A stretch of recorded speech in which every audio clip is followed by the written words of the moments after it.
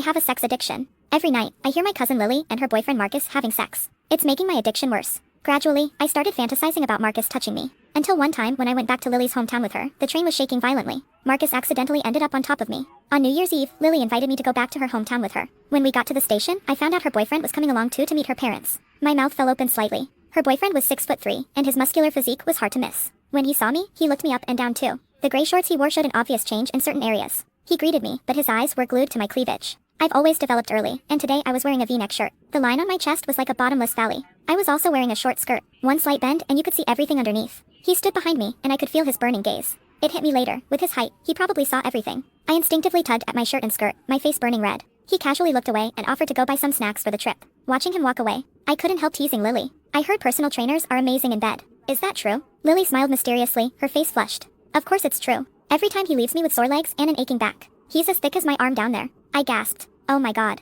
That must feel incredible, right? If I could experience it just once. I couldn't help looking in her boyfriend's direction. When he walked, you could see it swinging in his pants. They say a guy's thing can expand 3 times its size. I secretly measured it with my hand and instantly felt weak in the knees. That big. What would it feel like if it went inside? Lily had told me before that her boyfriend had a huge appetite, at least 6 or 7 times a day. No wonder Lily always looked so glowing whenever I saw her. She was clearly being well taken care of. While I was lost in thought, Lily leaned over and winked at me. You're still a virgin, right? Want to try it? My breathing quickened. I bit my lip, feeling guilty. Lily, stop teasing me. When I looked up, I caught Marcus's eyes flashing with interest when he heard Lily say I was a virgin. Finally, we got on the train. Lily had bought tickets for a sleeper car. There were only the 3 of us in this compartment, with a curtain at the entrance for privacy. She and Marcus were lying on the bunk across from me. Lily was on her phone, leaning against him while his hands roamed freely over her chest. Watching made my face flush and my heart race. I could only awkwardly scroll through my phone, but my eyes kept drifting back to them. Lily was wearing a tight purple dress today that showed off her perfect figure. 10 minutes passed, and I'd already seen Marcus slip his hand between Lily's legs several times. When his fingers came out, they were wet and sticky.